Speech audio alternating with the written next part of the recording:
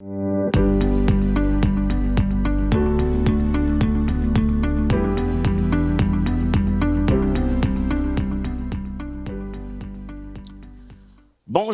chers téléspectateurs de EMC TV. Bienvenue à cette émission In Studio. Je suis le prophète Sosthène Mabouadi. Je suis pasteur de l'église évangélique Esprit et Vie à Bordeaux, en France.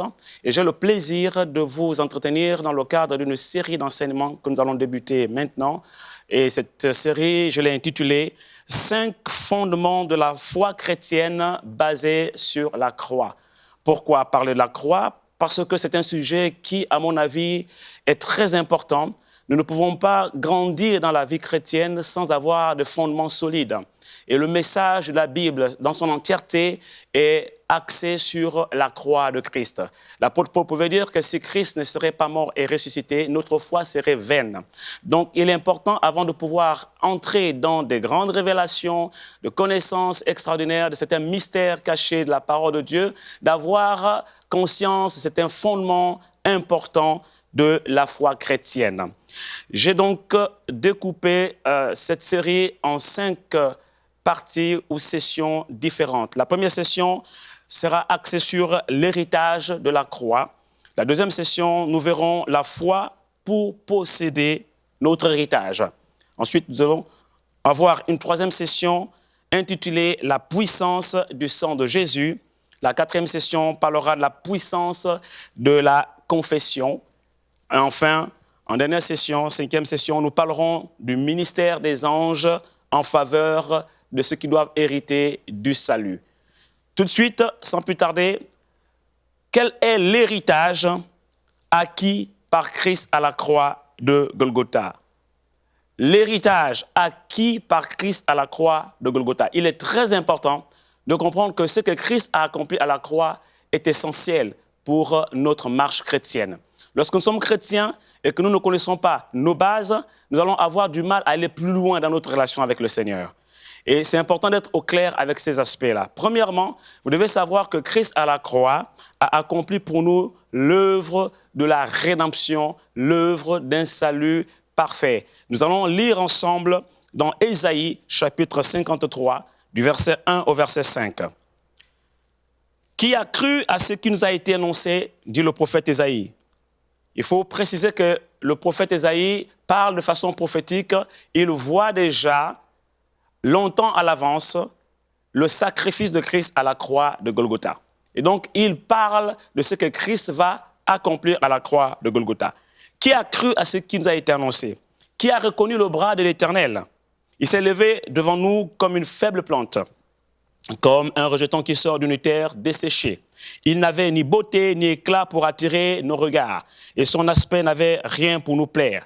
Méprisé et abandonné des hommes, homme de douleur et habitué à la souffrance, semblable à celui dont on ne tourne le visage, nous l'avons dédaigné, nous n'avons fait de lui aucun cas. Cependant, ce sont nos souffrances qu'il a portées, c'est de nos douleurs qu'il s'est chargé.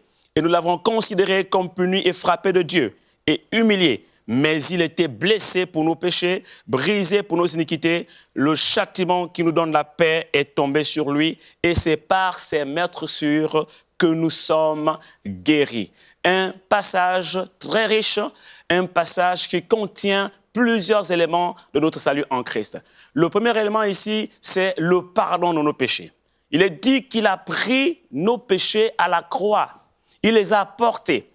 Il s'est fait pécher, lui qui n'avait jamais péché. Parce qu'il est écrit que l'âme qui pêche est celle qui mourra, et quiconque pêche est privé de la présence de Dieu. Nous méritions de mourir, nous méritons d'être privés, d'être séparés totalement de Dieu. Mais Jésus-Christ est venu prendre notre place à la croix de Golgotha. Et tout ce qui était, en fait, châtiment qui devait retomber sur nous, eh bien, c'est lui qui l'a porté.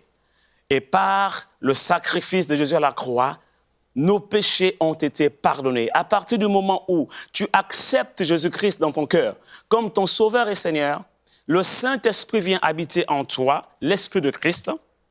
Tes péchés sont pardonnés, tu es né de nouveau. À partir de ce moment-là, tu deviens enfant de Dieu à cause du sacrifice de Christ à la croix de Golgotha. Il est très important que tu sois au clair avec cela, chers téléspectateurs. Tes péchés sont pardonnés. Jésus-Christ a pardonné tes péchés anciens et même que le sacrifice de Christ est valable encore aujourd'hui, car quiconque pêche encore aujourd'hui, la Bible déclare que si tu confesses tes péchés, Dieu est fidèle et juste pour te les pardonner et pour te purifier le cœur de toute iniquité.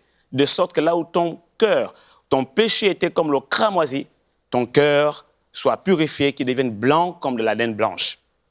Il faut croire au sacrifice de Christ. Il faut croire au pardon de la croix.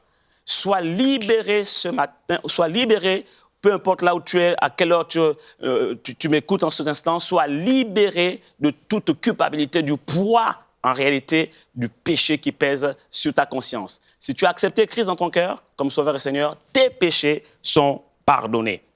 Un autre aspect important, c'est la guérison. Il n'a pas pris que nos maladies à la croix de Golgotha, il n'a pas pris que nos péchés autant pour moi, il a pris également nos maladies.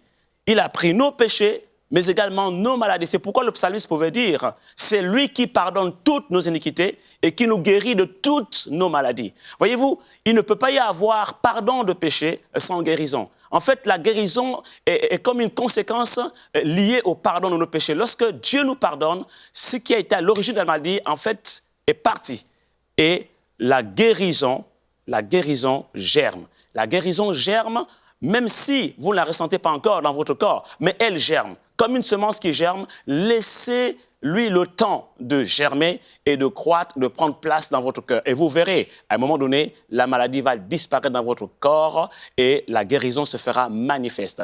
Parce que la guérison a été déjà acquise à la croix de Golgotha par le sacrifice de Christ. Si, par moment, vous avez quelques doutes, c'est normal en tant qu'être humain. Les circonstances, les réalités de la vie nous prouvent parfois le contraire de ce que la Bible nous dit.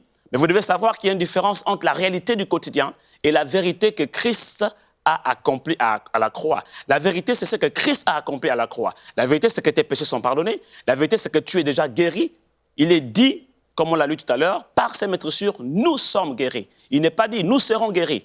Il est dit, nous sommes guéris. Alors je t'annonce aujourd'hui que tes péchés sont pardonnés, que tu es guéri déjà par les maîtressures de Christ à la croix. Bien évidemment, ces choses peuvent rester encore apparemment, entre guillemets, virtuelles pour certaines personnes. Mais nous verrons tout à l'heure, dans la suite, dans les prochaines sessions, comment entrer en possession de notre héritage. Et vous allez voir concrètement comment ces choses peuvent se manifester dans votre corps physique également.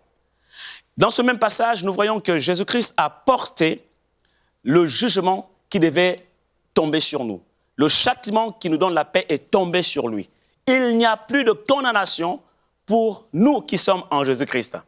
Alors, si Jésus-Christ t'a pardonné, si Jésus-Christ a pris tes péchés à la croix, qui peut encore te condamner? N'accepte plus de condamnation dans ta conscience. N'accepte plus de condamnation, de jugement venant de quelconque être humain ou d'une quelconque pensée, d'une quelconque origine. Parce que Jésus-Christ a pris la condamnation qu'elle est tombée sur toi à la croix de Golgotha. Il s'est fait pécher à ta place. Il a été cloué sur la croix à ta place. Il a été condamné à ta place. Maintenant, tu es libéré de tout jugement. Alléluia. C'est une merveilleuse et bonne nouvelle et c'est important de pouvoir la recevoir avec joie et de pouvoir la serrer fortement dans vos cœurs, de l'intégrer dans votre foi chrétienne.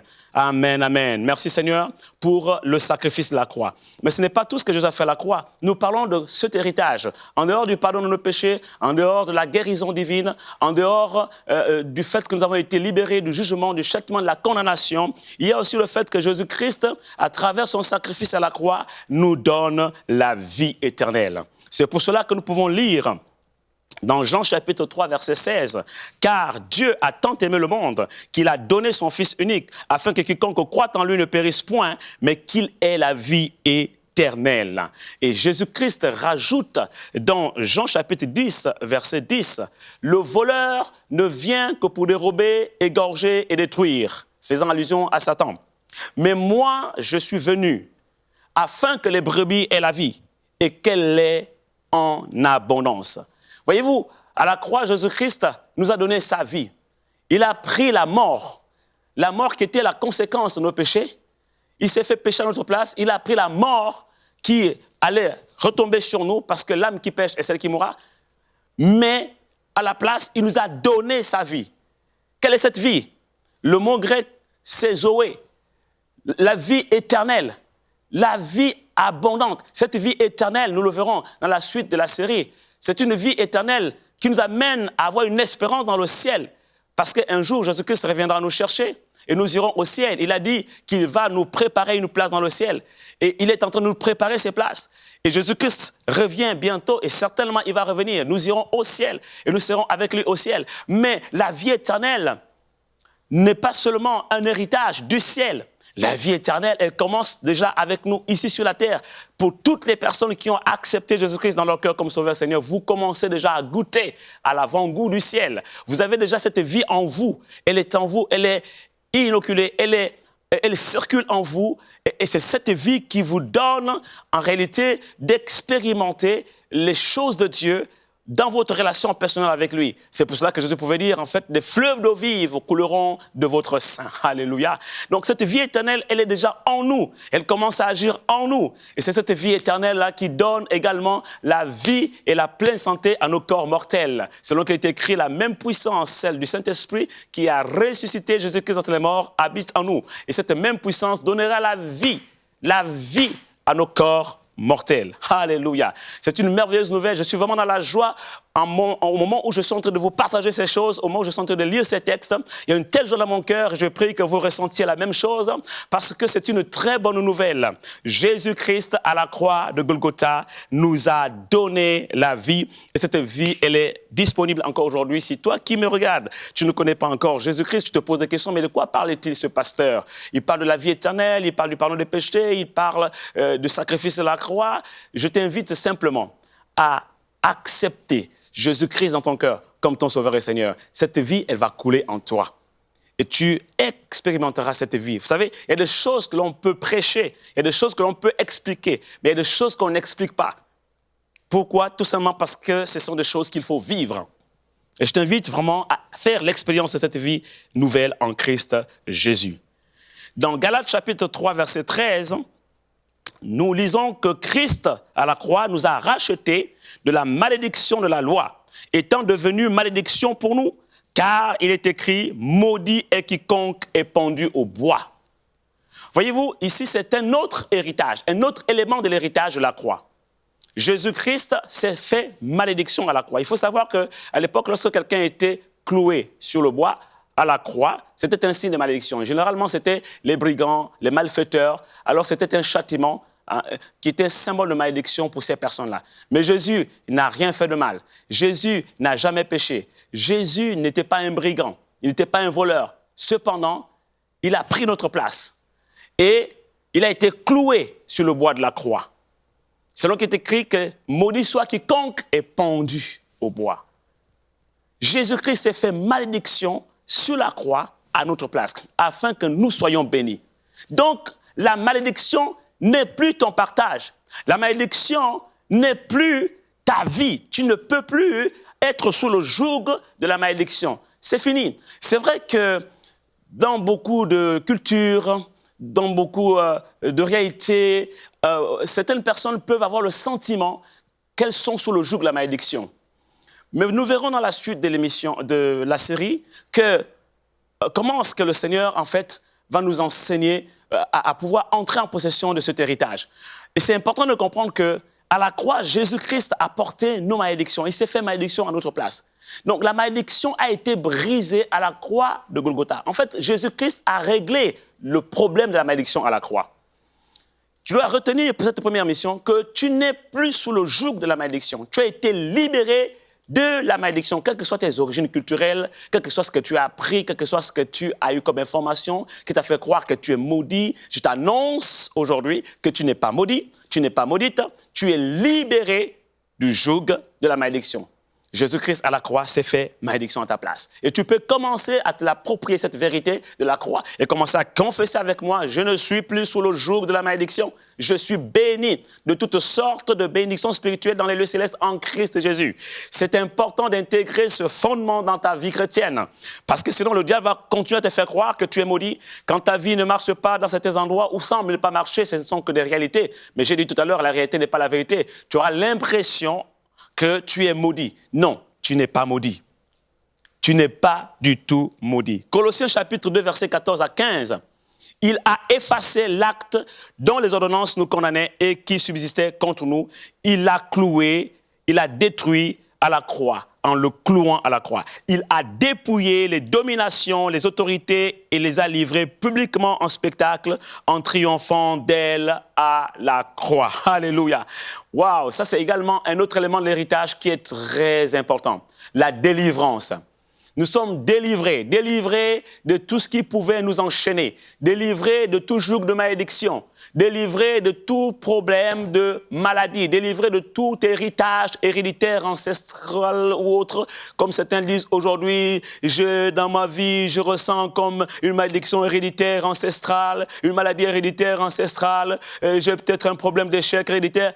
Toutes ces choses ont été clouées à la croix de Golgotha. Jésus-Christ a dépouillé les dominations, les autorités, tous les esprits méchants qui œuvraient dans votre famille, qui œuvraient dans ta vie, dans ta lignée familiale, pour justement amener ces problèmes spirituels que tu as vécu jusqu'à présent. Eh bien, la Bible déclare qu'à la croix, Jésus-Christ a triomphé d'eux.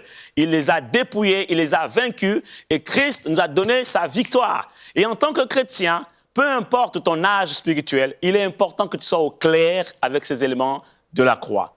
Tu es délivré. Jésus-Christ les a dépouillés. D'ailleurs, il pouvait dire Jésus-Christ concernant les mauvais esprits.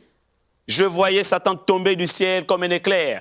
Voici, je vous ai donné le pouvoir de marcher sur les serpents et les scorpions et sur toute la puissance de l'ennemi et rien ne pourra vous nuire. Saisis cette vérité spirituelle. Au-delà des réalités que tu vis, sache que la réalité n'est pas la vérité.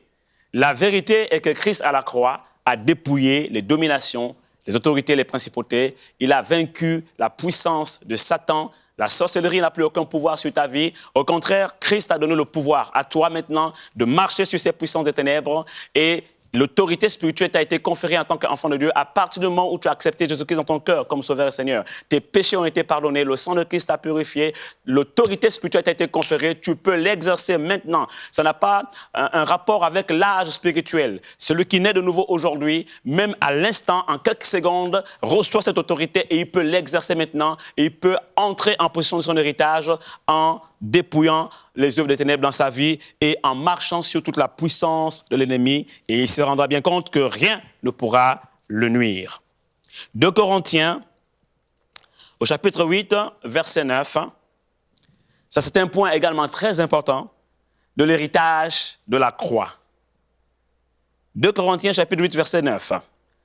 Car vous connaissez la grâce de notre Seigneur Jésus-Christ, qui pour vous s'est fait pauvre à la croix, de riche qu'il était, afin que par sa pauvreté, vous fussiez enrichis. Waouh! Alléluia! Alléluia! Merci Seigneur pour ta grâce. Alléluia! Oh, merci Seigneur pour ta grâce. Car vous connaissez la grâce de notre Seigneur Jésus-Christ, qui pour vous s'est fait pauvre, de riche qu'il était, afin que par sa pauvreté, vous fussiez enrichis. Vous pouvez également le lire dans Galates chapitre 3, versets 13 à 14. Galates 3, versets 13 à 14. Voyez-vous, cette question est très essentielle. Aujourd'hui, quand on parle de richesse, quand on parle de finances, quand on parle d'argent dans les églises, parfois, dans certains endroits, ça peut causer problème, ça peut susciter des questions, des débats. Ce sont des débats inutiles. Le problème de l'argent n'est pas au niveau de l'argent en soi. Dieu n'a pas de problème avec la notion d'argent ni de richesse. La Bible déclare que Jésus-Christ lui-même il était riche. De riche qu'il était, il s'est fait pauvre à la croix, à notre place, afin que par sa pauvreté à la croix, nous soyons enrichis. Donc la richesse est un élément qui fait partie intégrante de notre héritage en Christ Jésus. Et Christ a réglé le problème de la pauvreté à la croix. Voyez-vous, la pauvreté aussi, c'est une malédiction. Et à la croix, lorsqu'il a pris nos malédictions, il a également pris la malédiction par rapport à la pauvreté. À la croix, Jésus-Christ a réglé le problème de la pauvreté. Donc, être pauvre aujourd'hui n'est pas une vertu. Au contraire, la pauvreté est un signe de malédiction. C'est pourquoi Jésus-Christ a pris la pauvreté à la croix. D'ailleurs, quand il descend du désert, après avoir jeûné pendant 40 jours et 40 nuits, quand il annonce son programme d'action sur la terre, la première chose que Jésus va dire est celle-ci. L'Esprit du Seigneur est sur moi. Il m'a oint pour annoncer une bonne nouvelle aux pauvres. Quelle est la bonne nouvelle qu'on peut annoncer à un pauvre? Si ce n'est que Christ a enrichi à la croix.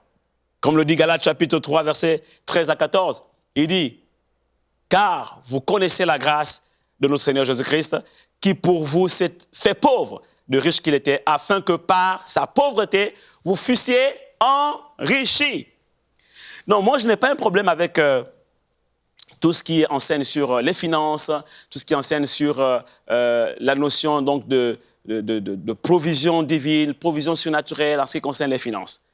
Ce qu'il faut savoir, c'est que Dieu n'a pas un problème avec l'argent, mais le problème, c'est souvent les motivations. C'est souvent l'amour de l'argent. C'est ça qu'il faut traiter. Et quand on est libéré de ce problème, alors on n'a pas de problème au niveau de l'argent et avec la question de la richesse. Parce que ça fait partie intégrante de notre héritage en Christ Jésus. Alors je prie pour toutes les personnes qui aujourd'hui sont certainement sous le joug de la pauvreté, de l'endettement, que le sacrifice de Christ à la croix, qui a été accompli à Golgotha il y a plus de 2000 ans, est valable pour vous aujourd'hui. Je déclare sur vos vies que tout joug de malédiction par rapport à la question des finances, par rapport à la question de la provision, par rapport à la question de l'argent, est brisé au nom de Jésus. J'appelle sur vous la provision surnaturelle divine. Et je prie pour vous afin que des portes soient ouvertes là où vous êtes. Peut-être vous cherchez du travail, vous cherchez certainement un emploi depuis des années. Je prie qu'enfin le Seigneur ouvre une porte pour vous. Vous êtes en fin d'études en ce moment. Vous cherchez du travail. Ça fait un moment que vous avez fini vos études. Vous cherchez du travail. Je déclare que la grâce de Dieu vient sur vous. Parce que c'est une grâce. Il dit, car vous connaissez la grâce de notre Seigneur Jésus-Christ, qui pour vous s'est fait pauvre, de riche qu'il était, afin que par sa pauvreté, vous fussiez enrichis. C'est une grâce. Je prie que la grâce de Dieu vienne sur vous. Vous savez, la grâce de Dieu, ce n'est pas quelque chose qui vient pour satisfaire notre faiblesse, notre paresse, notre négligence. Pour dire, oh, comme c'est la grâce de Dieu, maintenant, je peux me croiser les bras, je n'ai plus besoin effectivement de me battre pour trouver un emploi. Non, la grâce de Dieu est une faveur, certes imméritée, mais c'est aussi une faveur qui vient couronner notre dur labeur. Dieu a vu votre dur labeur, il a vu vos efforts, il a vu votre investissement, comment vous faites tout pour chercher à trouver du travail. Mais je vous dis, le temps est arrivé où maintenant Dieu vient couronner par sa faveur votre dur labeur. C'est ça la grâce. Et je prie pour vous que ce temps vienne maintenant au nom puissant de Jésus et que vous puissiez entrer en possession de votre héritage pour que vous puissiez vivre le plein héritage de la croix dans ce domaine bien précis de votre vie. Alléluia. Et notre aspect que Jésus-Christ a réglé à la croix de Golgotha, à travers son sacrifice, c'est la protection divine. La protection divine, nous le voyons dans Exode chapitre 12, versets 22 à 23. Dieu qui parle à Moïse, et puis Moïse qui parle au peuple d'Israël lorsqu'ils étaient dans la captivité en Égypte. Il leur dit, vous prendrez ensuite un bouquet d'hysope, vous le remplirez, vous le tremperez dans le sang qui sera dans le bassin. Et pour vous, et vous toucherez le linteau et les deux poteaux de la porte avec le sang qui sera dans le bassin. Nul de vous ne sortira de sa maison jusqu'au matin, quand l'Éternel passera pour frapper l'Égypte et verra le sang sur le linteau et sur les deux poteaux. L'Éternel passera par-dessus la porte et il ne permettra pas aux destructeurs d'entrer dans vos maisons pour frapper. Ici, nous voyons déjà une préfiguration du sacrifice de l'agneau pascal. Et c'est une notion déjà de la Pâque depuis l'Ancien Testament. Mais je m'arrêtais ici, en fait, sur l'aspect du sang. Dieu dit à Moïse de donner cette instruction au peuple d'Israël qui était en captivité en Égypte. Ils allaient donc ils devaient prendre des animaux, particulièrement un agneau innocent, donc sans tache, pur, immoler cet agneau et prendre le sang de cet agneau, l'asperger sur les portes et les linteaux de toutes les maisons des enfants hébreux. De sorte que lorsque Dieu passerait, ou le destructeur passerait, la nuit, aujourd'hui on peut assimiler cela au vent d'épidémie qui frappe dans plusieurs pays, on peut assimiler cela à l'esprit de mort qui frappe dans plusieurs familles. Voyez-vous, lorsque le destructeur verrait le sang sur les portes et les linteaux, le destructeur passerait outre ces maisons. Il passerait outre ces maisons. Ça veut dire, en fait, le sang de l'agneau ici nous révèle quelque chose de très important, c'est la protection divine.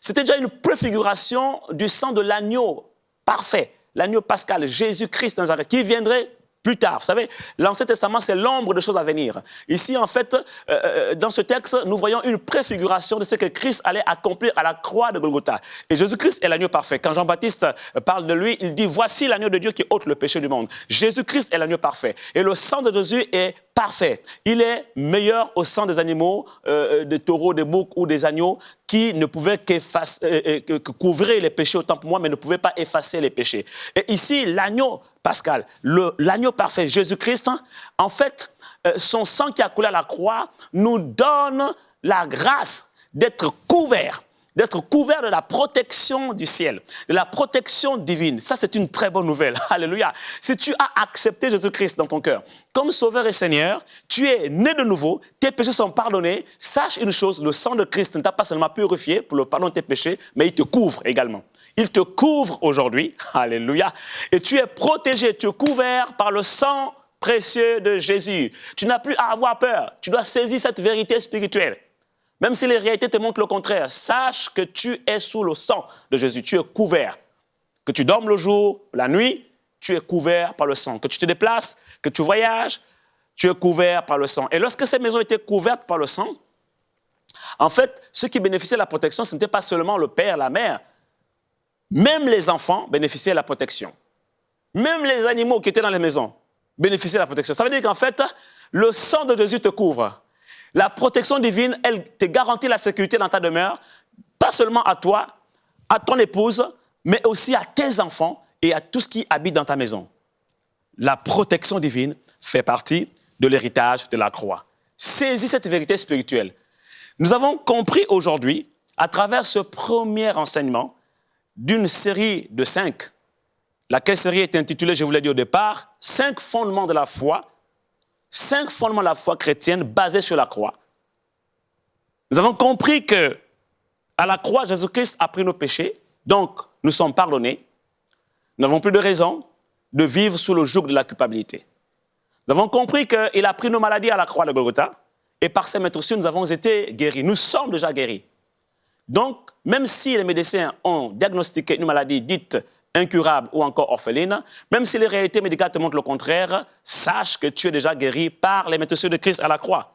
Nous avons également vu la rédemption par son sang. Le jugement, la condamnation qui est tombée sur les yeux, nous sommes libérés de tout joug de condamnation. Il n'y a plus de condamnation pour quiconque est en Christ Jésus. Nous avons vu également que nous sommes couverts de sa protection divine. Nous avons vu la délivrance, nous avons vu la provision divine, surnaturelle. Toutes ces choses, Christ les a accomplies à la croix de Golgotha. Je vous donne rendez-vous à la prochaine session où nous parlerons effectivement de comment maintenant entrer en possession de ces choses et les manifester au quotidien dans notre vie de tous les jours. Et là, je vous donnerai une clé incontournable. Que Dieu vous bénisse et au plaisir de vous revoir très bientôt. Merci.